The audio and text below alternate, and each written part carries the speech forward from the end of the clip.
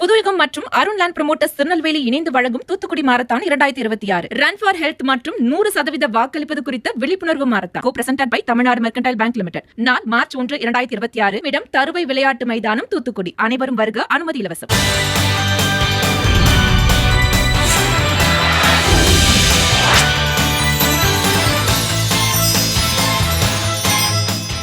அறிவோம் ஆரோக்கியம் நேயர்கள் அனைவருக்கும் அன்பான வணக்கங்கள். நான் ஸ்ரீவர்மா மருத்துவமனையின் மகளிர் சிறப்பு மருத்துவர் ஜெயரூபா. நிறைய பெண்கள் பீரியட்ஸ் அப்போ அதிகமான வலி இருக்கிறது, இது நார்மல் தானே அப்படிங்கிற மாதிரி நினச்சிட்டு இருக்காங்க. பட் அடினோமயோசிஸ் மாதிரியான பிரச்சனைகள், எண்டோமெட்ரியோசிஸ் மாதிரியான பிரச்சனைகளுக்கு அதிகப்படியான வலிகளும் ஒரு முக்கியமான அறிகுறி. சமீபத்தில் ஒரு 30 வயது பெண்மணி, டாக்டர் எனக்கு பீரியட்ஸ் அப்போ அதிகமான அளவுக்கு வலி இருக்குது, ப்ளீடிங்கும் அதிகமாக இருக்குது, அடி வயிற்றில் கத்தியை வச்சு வெட்டுற மாதிரி வலி இருக்குது. ஸோ அதிகமாக ப்ளீடிங் ஆகிறதுனால எனக்கு ஹீமோக்ளோபினோட அளவு குறைஞ்சிருச்சு, எப்போவுமே டயர்டாக ஃபீல் பண்ணுறேன், இடுப்பில் ஏதாவது ஒரு வலி இருந்துகிட்ருக்கு, அடி வயிறில் பார்த்தீங்கன்னா கொஞ்சம் அழுத்தமாக நான் ட்ரெஸ் கட்டினா கூட எனக்கு வலி அதிகமாக இருக்குது, ஸோ தொப்பை கொஞ்சம் பெருசாக இருக்கிற மாதிரியே இருக்குது அப்படின்னு சொல்லுவாங்க.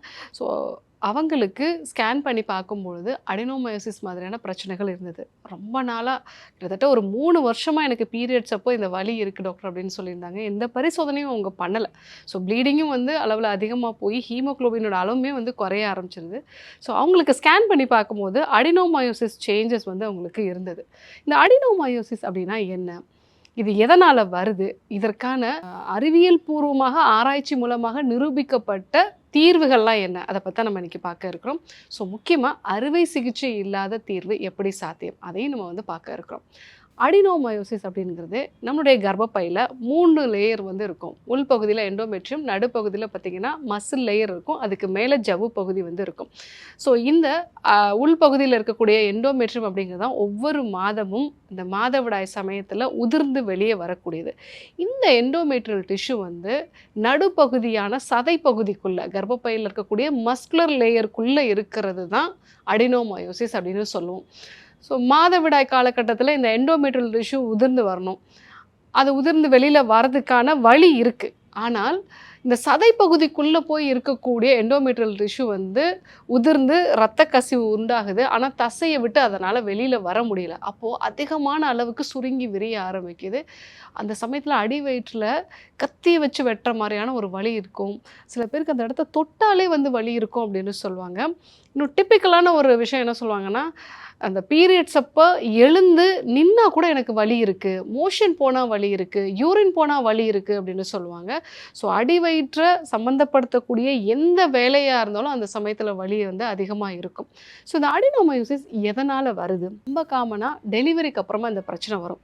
ஸோ டெலிவரி சமயத்தில் கர்ப்பப்பைக்குள்ளே ஒரு அலர்ச்சி, அதாவது இன்ஃப்ளமேஷன் உண்டாகி இருக்கலாம். அந்த டெலிவரி கொஞ்சம் ப்ராசஸ் பெருசாக இருந்திருக்கலாம். அந்த காலகட்டத்தில் கர்ப்பப்பைக்குள்ளே ஒரு இன்ஃப்ளமேஷன் உருவாகி இருந்தது அப்படின்னா இந்த எண்டோமெட்ரியல் டிஷ்யூக்கும் நடுவில் இருக்கக்கூடிய மசில் லேயருக்குமான அந்த ஒரு கேப் ப்ராப்பராக இல்லாமல் இருந்திருக்கும். ஸோ அப்போ எண்டோமெட்ரியல் டிஷ்யூ உள்ளே இன்வேட் ஆகி வளர ஆரம்பிச்சிடும். இதுதான் ரொம்ப காமனான ரீசன். சிலருக்கு சி செக்ஷன் பண்ண பிறகு இந்த டிஷ்யூ இன்ஃபில்ட்ரேட் ஆகி அதனால் வரலாம். ரொம்ப காமனான இன்னொரு ரீசன் என்னன்னு பார்த்தீங்கன்னா, ஹார்மோனல் இம்பேலன்ஸ். ஈஸ்ட்ரோஜன் ஹார்மோன் அதிகமாகிறது. பரம்பரையாக ஃபைப்ராய்ட்ஸ் பிரச்சனை அம்மாவுக்கு இருக்குது, இல்லை அம்மாவுக்கு கர்ப்பப்பை சார்ந்த பிரச்சனை இருந்தது, அம்மாவுக்கும் இந்த அடினோமயோசிஸு எண்டோமெட்ரியோசிஸ்லாம் இருந்துச்சுன்னு சொல்லக்கூடியவங்க அவங்களுக்கும் அவங்களுடைய பசங்களுக்கும் இந்த பிரச்சனைகள் வர்றதுக்கு வாய்ப்பு இருக்குது. ஸோ ஹார்மோனல் இம்பேலன்ஸு பரம்பரை காரணமாக ஈஸ்ட்ரோஜன் ஹார்மோனோட அளவு அதிகமாகும் பொழுது இந்த எண்டோமெட்ரியல் டிஷ்யூவோட ஷிஃப்டிங் மஸ்குலர் லேயரில் போகும். அதனாலே உங்களுக்கு கர்ப்பப்பை சார்ந்த பிரச்சனைகளில் அடினோமயோசிஸ் வரதுக்கு வாய்ப்பு இருக்குது. ஸோ ரொம்ப காமனாக இன்ஃப்ளமேஷன் ஆஃப்டர் த டெலிவரி, இல்லை ஹெரிடிட்ரியாக பரம்பரை காரணமாக இருக்குது அப்படின்னா உங்களுக்கு இந்த அடினோமயோசிஸ் வரதுக்கு வாய்ப்பு இருக்குது. இதை எப்படி சரி பண்ணணும்? ஸோ கர்ப்பப்பையை டீடாக்ஸ் பண்ணுறது நல்லது. அது என்ன டாக்டர் கர்ப்பப்பைக்கு டீடாக்ஸ் அப்படின்னா, மலைவேம்பு சேர்ந்த மருந்துகளை மாதவிடாய் காலகட்டத்தில் ஸ்ரீகேர் வகையான தைலமாக நம்ம கொடுக்குறோம்.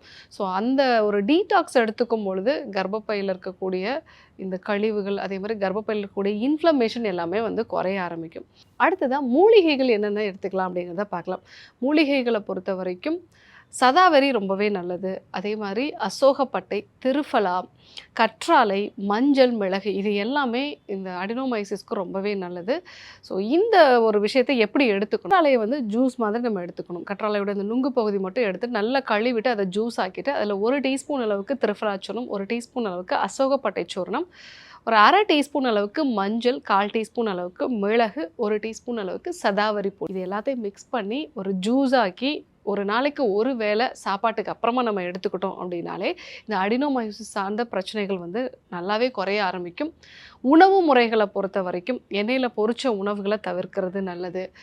உடலுக்கு இன்ஃப்ளமேஷனை வந்து குறைக்கக்கூடிய உணவுப் பொருட்கள், பழங்கள், காய்கறிகள் வந்து நிறைய எடுத்துக்கலாம். முக்கியமாக முருங்கைக்கீரை, பசலைக்கீரை, ஊற வச்ச வெந்தயம் வந்து எடுத்துக்கிறது நல்லது.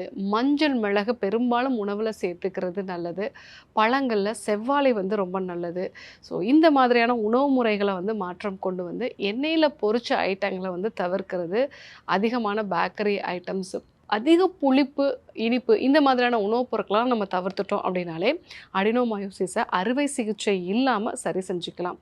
உங்களுக்கு ஹீமோகுளோபினும் கம்மியாக இருக்குது அப்படின்னா மாதுளம்பழம், அத்திப்பழம், பேரிச்சம்பழம், தேனில் ஊற வச்ச நெல்லிக்காய், இந்த நெல்லிக்காயில் இருக்கக்கூடிய வைட்டமின் சி சத்தும் வந்து இன்ஃப்ளமேஷனை குறைக்கக்கூடியது. அதே சமயத்தில் உங்களோட ஹீமோகுளோபினையும் வந்து அதிகப்படுத்தக்கூடியது. இந்த மாதிரியான உணவு முறைகளையும் நம்ம வந்து ஃபாலோ பண்ணோம் அப்படின்னா அடினோமயோசிஸை அறுவை சிகிச்சை இல்லாமல் சரி செய்ய முடியும்.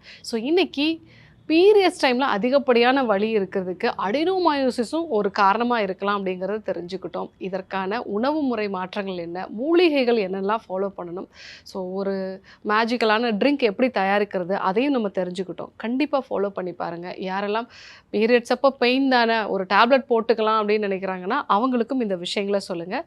இதே போன்று ஒரு நல்ல தகவலோடு உங்களை சந்திக்கிறேன். நன்றி, வணக்கம்.